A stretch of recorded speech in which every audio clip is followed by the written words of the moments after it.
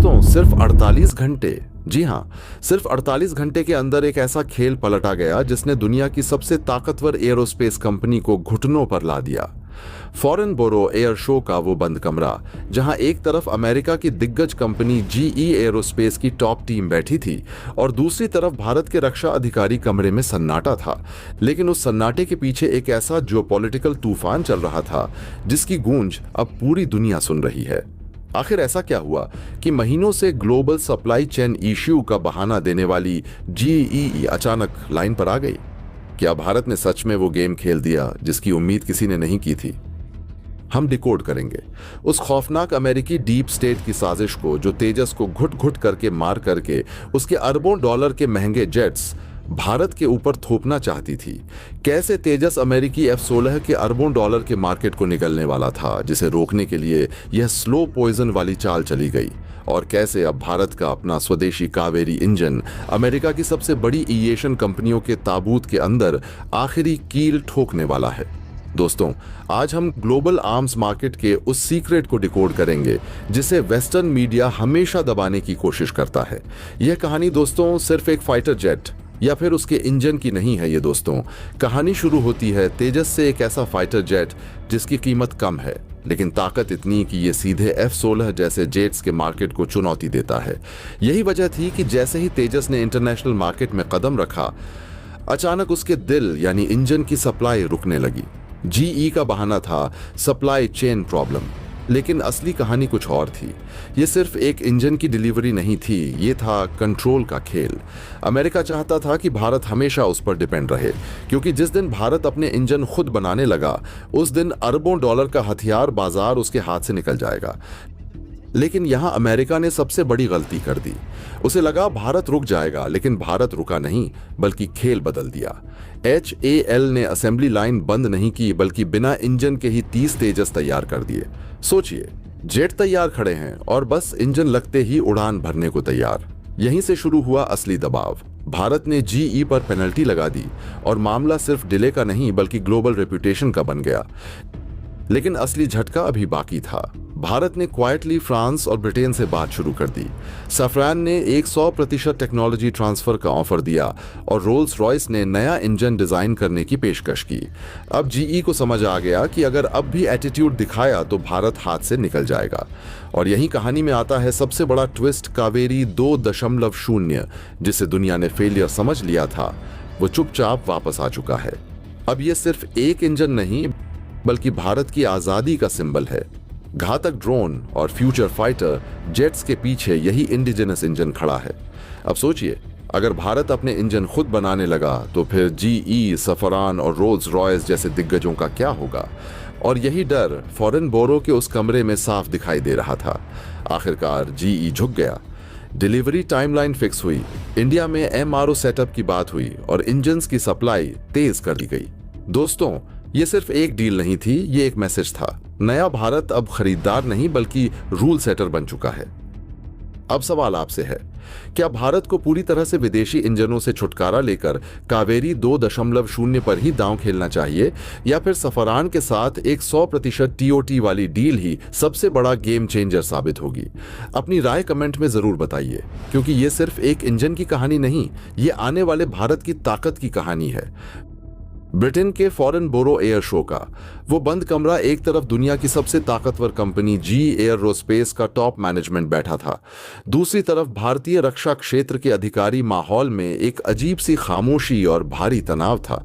सिर्फ 48 घंटे, जी हां, सिर्फ 48 घंटे ही अंदर ही उस बंद कमरे के अंदर HL चीफ ने जी के CEO को ऐसा क्या अल्टीमेट दे दिया कि महीनों से ग्लोबल सप्लाई चेन का रोना रोने वाली अमेरिकी कंपनी के पसीने छूट गए। क्या वजह थी कि जिस तेजस फाइटर जेट के इंजनों को रोक करके अमेरिका की हथियार लॉबी भारत को घुटनों पर लाना चाहती थी, वही लॉबी रातों रात अपने ही जाल के अंदर फंस गई? क्या फ्रांस की सैफ्रॉन और ब्रिटेन की रोल्स रॉयस ने भारत को बंद कमरों के अंदर इंजनों की एक 100% IP राइट सौंपने का वो खुफिया ऑफर दे दिया था, जिसे देखते ही घमंड के अंदर चोर जी को रातों रात सरेंडर करने पर मजबूर होना पड़ गया? या फिर DRDO के तहखानों के अंदर तैयार हो रहा कावेरी 2.0 वो असली साइलेंट किलर था जिसकी भनक लगते ही पेंटागन की नींद उड़ गई? दुनिया की सबसे बड़ी महाशक्ति के गुरूर के टूटने और एक नए आत्मविश्वासी और आक्रामक भारत के उदय की यह इनसाइड स्टोरी केवल एक रक्षा सौदे की कहानी नहीं है, बल्कि यह उस बदलती हुई वैश्विक शक्ति संतुलन की झलक है जिसमें भारत अब किसी भी प्रकार की निर्भरता को अपनी रणनीतिक कमजोरी नहीं बनने देना चाहता। साल 2021 में जब भारत सरकार ने अपनी वायुसेना की ताकत को नई ऊंचाइयों तक ले जाने के लिए 83 स्वदेशी तेजस मार्क 1A फाइटर जेट्स का ऐतिहासिक ऑर्डर दिया, तब यह केवल एक खरीद नहीं थी, बल्कि आत्मनिर्भर भारत की दिशा में एक निर्णायक कदम था। इन आधुनिक फाइटर जेट्स के लिए जिस इंजन की जरूरत थी वह था GE एयरोस्पेस का F404-IN 20 इंजन, एक ऐसा इंजन जिसे तेजस के दिल की धड़कन कहा जाता है। इसी के लिए 5,375 करोड़ रुपए की भारी भरकम डील साइन की गई, जिसके तहत 99 इंजनों की सप्लाई भारत को होनी थी। कागजों पर सब कुछ परफेक्ट दिख रहा था, समय सीमा तय, सप्लाई चेन व्यवस्थित और दोनों देशों के बीच रणनीतिक साझेदारी मजबूत। लेकिन जैसे ही तेजस ने अंतर्राष्ट्रीय बाजार में अपनी मौजूदगी दर्ज करानी शुरू की और कई देशों ने इसमें रुचि दिखानी शुरू की, अचानक घटनाक्रम ने एक अप्रत्याशित मोड़ ले लिया। अमेरिका की तरफ से इंजन सप्लाई में देरी होने लगी। शुरुआत में इसे सामान्य तकनीकी और मैन्युफैक्चरिंग देरी बताया गया। कहा गया कि वैश्विक सप्लाई चेन में बाधाएं हैं, एयरोस्पेस कंपोनेंट्स की कमी है और प्रोडक्शन लाइन पर दबाव है। लेकिन महीनों बीत जाने के बावजूद जब 99 में से मुश्किल से आधा दर्जन इंजन ही भारत पहुंच पाए, तब यह स्पष्ट होने लगा कि मामला केवल तकनीकी देरी का नहीं है। भारत की रणनीतिक कम्युनिटी और रक्षा विशेषज्ञों ने इस पूरे घटनाक्रम को एक बड़े जियोपॉलिटिकल गेम के रूप में देखना शुरू कर दिया। सवाल उठने लगा कि क्या यह देरी जानबूझकर की जा रही है ताकि भारत के स्वदेशी फाइटर प्रोग्राम को धीमा किया जा सके? क्या यह एक प्रकार का दबाव था ताकि भारत अपने रक्षा निर्णयों में पूरी तरह स्वतंत्र न हो पाए? क्योंकि जैसे जैसे तेजस का निर्यात संभावनाओं में विस्तार हो रहा था, वैसे वैसे यह पश्चिमी रक्षा कंपनियों के लिए एक संभावित प्रतिस्पर्धी बनता जा रहा था। भारत के सामने यह स्थिति किसी परीक्षा से कम नहीं थी। एक तरफ वायुसेना की तत्काल जरूरतें थीं, दूसरी तरफ आत्मनिर्भरता का दीर्घकालिक लक्ष्य। लेकिन इस बार भारत ने वह रास्ता नहीं चुना जो वह पहले कई बार चुनता आया था, यानी दबाव में आकर समझौता करना। इसके बजाय भारत ने रणनीतिक धैर्य और आक्रामक कूटनीति का मिश्रण अपनाया। उच्च स्तर पर बातचीत तेज की गई, वैकल्पिक सप्लाई चेन पर काम शुरू हुआ और साथ ही साथ स्वदेशी इंजन विकास कार्यक्रमों को नई गति दी गई। यह स्पष्ट संदेश था कि भारत अब केवल एक ग्राहक नहीं है, बल्कि एक उभरती हुई रक्षा शक्ति है जो अपने हितों के साथ कोई समझौता नहीं करेगी।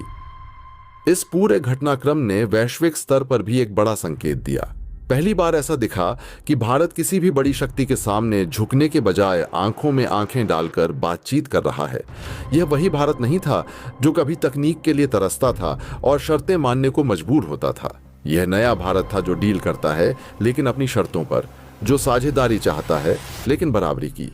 इस प्रकरण के बाद अमेरिका पर भी दबाव बढ़ा, क्योंकि भारत केवल एक बड़ा बाजार नहीं है, बल्कि इंडो पैसिफिक क्षेत्र में एक महत्वपूर्ण महत्वपूर्ण रणनीतिक साझेदार भी है।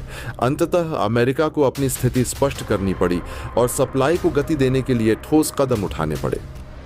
इस पूरी कहानी का सबसे महत्वपूर्ण पहलू यह है कि इसने भारत की सोच को बदल दिया। अब फोकस केवल आयात पर नहीं, बल्कि स्वदेशी क्षमता निर्माण पर है। तेजस प्रोग्राम, AMCA जैसे भविष्य के प्रोजेक्ट्स और स्वदेशी इंजन विकास, ये सभी अब केवल योजनाएं नहीं बल्कि राष्ट्रीय प्राथमिकता बन चुके हैं। GE इंजन डील में आई इस देरी ने भारत को यह सिखाया कि किसी भी महत्वपूर्ण रक्षा तकनीक के लिए बाहरी निर्भरता हमेशा एक जोखिम बनी रहती है। और यही कारण है कि आज भारत न केवल अपने लिए बल्कि वैश्विक बाजार के लिए भी रक्षा उत्पाद विकसित करने की दिशा में तेजी से आगे बढ़ रहा है। अब दोस्तों, जरा इस गेम की गहराई को समझिए। TAS Mark 1A कोई मामूली फाइटर जेट नहीं है। लगभग 40 से लेकर के 43 मिलियन की कीमत वाला यह जेट अपने आप में एक इंजीनियरिंग मास्टरपीस है। इसके अंदर एक्टिव इलेक्ट्रॉनिकली स्कैंड एरे यानी कि ऐसा रडार लगा है, बेहतरीन इलेक्ट्रॉनिक वॉरफेयर शूट है और beat visual range missile fire करने की अचूक कैपेबिलिटी है। दोस्तों, जब साल 2018 के अंदर अमेरिकी वायुसेना के तत्कालीन चीफ जनरल डेविड गोल्डफेन ने खुद तेजस के अंदर उड़ान भरी थी तो उन्होंने इसकी चपलता और एएनएक्स की जमकर के तारीफ की थी। एक सच्चा पायलट मशीन की असली कीमत जानता है, लेकिन अमेरिका के रक्षा मंत्रालय पेंटागन और वहां की डिफेंस लॉबी के लिए यह तारीफ सबसे बड़ा खतरा बन गई अगर केवल 350 करोड़ का यह बेहद सस्ता मेंटेन करने के अंदर आसान और बेहद घातक फाइटर जेट इंटरनेशनल मार्केट के अंदर समय पर उतर जाता तो यह ग्लोबल वेपन मार्केट के अंदर एक सुना मिला देता। दोस्तों, दुनिया के कई देश जिनमें अर्जेंटीना, मिस्र, मलेशिया, फिलीपींस और कई अफ्रीकी देश शामिल हैं, वो अमेरिका का महंगा F-16 या फिर दक्षिण कोरिया का इंडिया F-50 खरीदने के बजाय सीधे भारत के तेजस की लाइन में लग जाते हैं। अमेरिका का मिलिट्री इंडस्ट्रियल कॉम्प्लेक्स, जिसमें लॉकहीड मार्टिन और बोइंग जैसी दिग्गज कंपनियां शामिल हैं, वह यह कभी बर्दाश्त नहीं कर सकती कि कोई गैर पश्चिमी देश उनके अरबों डॉलर के एक्सपोर्ट मार्केट को तबाह कर डाले। और दोस्तों, यहीं से एंट्री होती है अमेरिका की तथाकथित डीप स्टेट की रणनीति को अगर ध्यान से समझा जाए तो यह कोई अचानक लिया गया फैसला नहीं था, बल्कि दशकों से परिपक्व होती एक ऐसी सोच का हिस्सा था जिसमें वैश्विक रक्षा बाजार पर अपना प्रभुत्व बनाए रखना सबसे बड़ा लक्ष्य होता है। भारत के तेजस जैसे स्वदेशी फाइटर जेट प्रोग्राम के संदर्भ में यह रणनीति और भी स्पष्ट रूप से दिखाई देती है। योजना सीधी थी, लेकिन असर बेहद गहरा। भारत को इंजन टेक्नोलॉजी देने की प्रक्रिया को इतना धीमा कर दो, इतनी शर्तों में उलझा दो और इतनी देरी करा दो कि पूरा प्रोग्राम अपनी गति खो दे। क्योंकि किसी भी लड़ाकू विमान की असली ताकत उसका एयरफ्रेम नहीं, बल्कि उसका इंजन होता है। वही उसकी धड़कन है, वही उसकी रफ्तार, उसकी मारक क्षमता और उसकी विश्वसनीयता तय करता है। अमेरिका यह अच्छी तरह जानता था कि अगर भारत इंजन के मामले में आत्मनिर्भर नहीं बन पाया तो वह चाहे कितना भी उन्नत एयरफ्रेम क्यों न बना ले, अंततः उसे विदेशी सप्लायर्स पर निर्भर रहना ही पड़ेगा। यही स्लो पॉइजन वाली रणनीति थी। सीधे मना मत करो, बल्कि इतना समय लगाओ कि सामने वाला खुद ही थक कर हार मान जाए। भारत के सामने भी यही चुनौती रखी गई थी। तेजस प्रोग्राम को बार बार इंजन, टेक्नोलॉजी ट्रांसफर और प्रमाणन की जटिलताओं में उलझाकर उसकी प्रगति को धीमा करने की कोशिश की गई। यह सिर्फ तकनीकी देरी नहीं थी, बल्कि एक तरह का मनोवैज्ञानिक दबाव भी था। भारत को यह महसूस कराने का प्रयास कि तुम्हारी सीमाएं यहीं तक हैं, असली ताकत अब भी हमारे हाथ में है। इस पूरी रणनीति का अंतिम लक्ष्य साफ था। भारत को मजबूर किया जाए कि वह अपने स्वदेशी प्रोग्राम पर भरोसा खो दे और अंततः अमेरिकी फाइटर जेट्स जैसे F-21 या F-15EX की ओर रुख करे। यह वही पुराना खेल था जिसने अमेरिका को दशकों तक वैश्विक रक्षा बाजार का बादशाह बनाए रखा। किसी भी देश को पूरी तरह आत्मनिर्भर बनने से रोकना, उसे महत्वपूर्ण तकनीकों के लिए हमेशा अपने ऊपर निर्भर बनाए रखना, यही वह मॉडल था जिससे अमेरिका ने न सिर्फ अरबों डॉलर कमाए बल्कि रणनीतिक प्रभाव भी बनाए रखा। जब किसी देश की वायुसेना, नौसेना या थलसेना के महत्वपूर्ण सिस्टम्स किसी विदेशी सप्लायर पर निर्भर होते हैं तो वह निर्भरता सिर्फ आर्थिक नहीं रहती, बल्कि कूटनीतिक और रणनीतिक भी बन जाती है। ऐसे में अमेरिका के लिए भारत जैसे बड़े और तेजी से उभरते रक्षा बाजार को इस मॉडल में बनाए रखना बेहद जरूरी था। लेकिन यहीं पर अमेरिका से एक बहुत बड़ी कैलकुलेशन मिस्टेक हो गई। उन्होंने जिस भारत को समझा वह 1990 के दशक का भारत था। एक ऐसा भारत जो आर्थिक रूप से कमजोर था, तकनीकी रूप से सीमित था और अंतर्राष्ट्रीय दबावों के सामने अक्सर झुक जाता था। लेकिन 21वीं सदी का भारत पूरी तरह अलग है। यह वह भारत है जिसने वैश्विक मंच पर अपनी पहचान एक आत्मविश्वासी और निर्णायक राष्ट्र के रूप में स्थापित की है। यह वह भारत है जो अब सिर्फ उपभोक्ता नहीं बनना चाहता, बल्कि निर्माता बनना चाहता है, और वह भी विश्व स्तरीय स्तर पर। तेजस प्रोग्राम इस बदलाव का सबसे बड़ा प्रतीक बनकर उभरा। शुरुआती चुनौतियों, देरी और आलोचनाओं के बावजूद भारत ने इस प्रोग्राम को बंद नहीं किया, बल्कि और अधिक मजबूती से आगे बढ़ाया। HAL DRDO और भारतीय वायुसेना के बीच बेहतर समन्वय स्थापित किया गया, स्वदेशी कंपोनेंट्स पर फोकस बढ़ाया गया और सबसे महत्वपूर्ण, इंजन टेक्नोलॉजी में आत्मनिर्भरता की दिशा में गंभीर प्रयास शुरू किए गए। कावेरी इंजन प्रोग्राम भले ही पूरी तरह सफल न हो पाया हो, लेकिन उसने भारत को एक दिशा जरूर दी, यह समझ कि इंजन टेक्नोलॉजी में महारत हासिल किए बिना असली आत्मनिर्भरता संभव नहीं है। आज भारत सिर्फ तेजस MK1 तक सीमित नहीं है, बल्कि MK1A, MK2 और यहां तक कि AAMCA advanced medium combat aircraft जैसे 5वीं पीढ़ी के फाइटर जेट पर भी काम कर रहा है। यह दिखाता है कि भारत ने न सिर्फ अपने लक्ष्य को बरकरार रखा है, बल्कि उसे और ऊंचा कर दिया है। अब लक्ष्य सिर्फ अपनी जरूरतें पूरी करना नहीं है, बल्कि वैश्विक रक्षा बाजार में एक प्रमुख निर्यातक बनना भी है। और यही वह बात है जिसने अमेरिका सहित कई पश्चिमी देशों को चौंका दिया है। भारत ने अब अपनी रणनीति को पूरी तरह बदल दिया है। जहां पहले वह एक सप्लायर पर निर्भर रहता था, अब वह मल्टी वेंडर अप्रोच अपनाता है। रूस, फ्रांस और अमेरिका और इजराइल जैसे देशों के साथ संतुलन बनाकर चलता है। इसके साथ ही मेक इन इंडिया और आत्मनिर्भर भारत जैसी पहल ने रक्षा उत्पादन को एक नई दिशा दी है। अब भारत सिर्फ खरीदार नहीं, बल्कि को डेवलपर और को प्रोड्यूसर बनना चाहता है। GE के साथ इंजन टेक्नोलॉजी ट्रांसफर डील हो या फ्रांस के साथ संभावित सहयोग, भारत अब हर डील में अपनी शर्तें रखने की स्थिति में है। अमेरिका की रणनीति जहां भारत को निर्भर बनाए रखने की थी, वहीं भारत ने उसे एक अवसर में बदल दिया।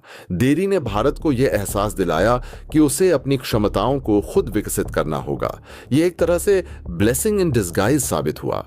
आज भारत न सिर्फ अपने लिए फाइटर जेट बना रहा है, बल्कि फिलीपींस, मलेशिया, अर्जेंटीना और मिस्र जैसे देशों को भी तेजस निर्यात करने की दिशा में आगे बढ़ रहा है। यह वही भारत है जिसे कभी कहा जाता था कि वह हाई एंड डिफेंस टेक्नोलॉजी में पीछे है।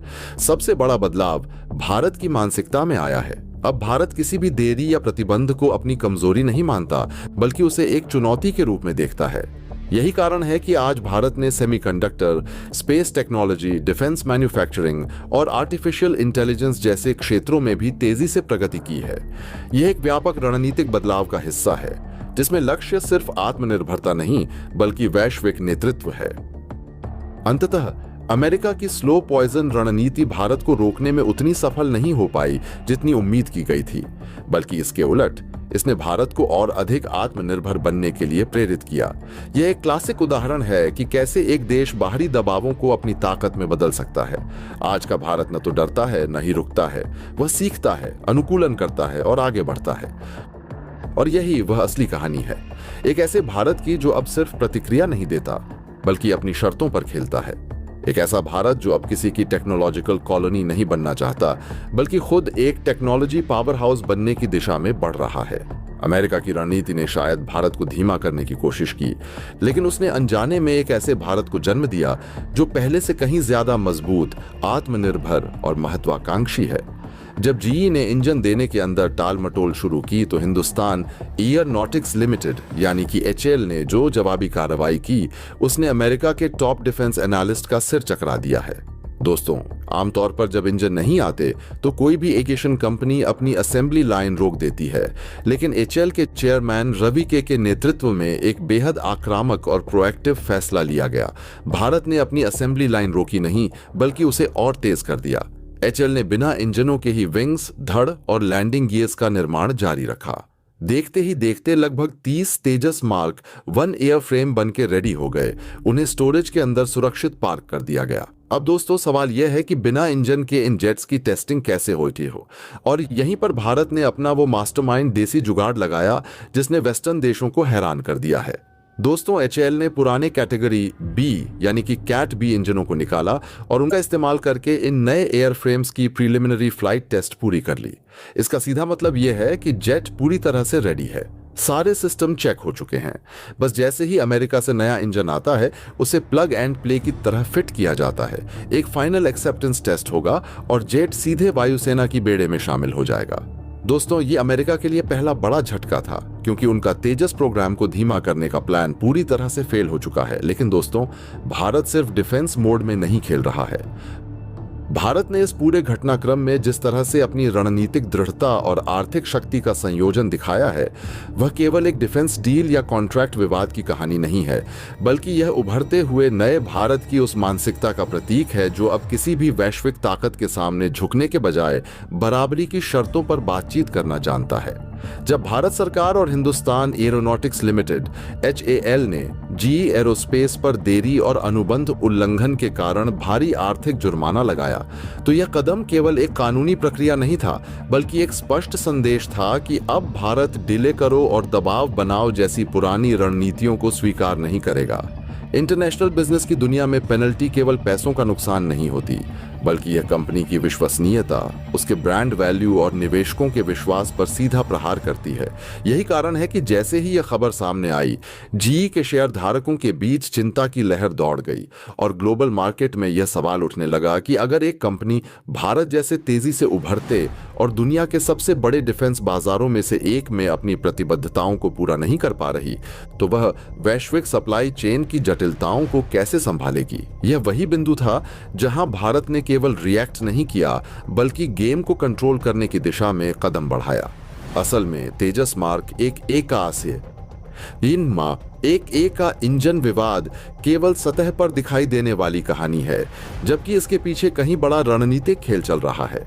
भारत को आने वाले वर्षों में न केवल अपने मौजूदा फाइटर जेट्स को अपग्रेड करना है, बल्कि उसे पूरी तरह से स्वदेशी 5वीं पीढ़ी के लड़ाकू विमान advanced medium combat aircraft AMCA को भी विकसित करना है। इस प्रोजेक्ट के लिए 110 से 130 किलो न्यूटन थ्रस्ट वाले अत्याधुनिक इंजन की आवश्यकता है, जो किसी भी देश की एरोस्पेस क्षमता का सबसे महत्वपूर्ण और जटिल हिस्सा होता है। इंजन टेक्नोलॉजी केवल एक मशीन नहीं होती, यह दशकों के रिसर्च, मेटलर्जी, थर्मोडायनामिक्स और प्रिसीजन इंजीनियरिंग का परिणाम होती है, और यही वह क्षेत्र है जहां अब तक कुछ ही देशों का एकाधिकार रहा है। भारत लंबे समय से इस तकनीक के लिए विदेशी कंपनियों पर निर्भर रहा है, लेकिन हाल के घटनाक्रमों ने यह स्पष्ट कर दिया है कि यह निर्भरता भविष्य में एक रणनीतिक कमजोरी बन सकती है। इसी संदर्भ में जब भारत ने GE 414 इंजनों के लिए 113 अतिरिक्त यूनिट्स की लगभग $1 बिलियन, करीब 8,300 करोड़ रुपए की डील को आगे बढ़ाया, तो यह केवल एक खरीद नहीं थी, बल्कि एक रणनीतिक लीवरेज भी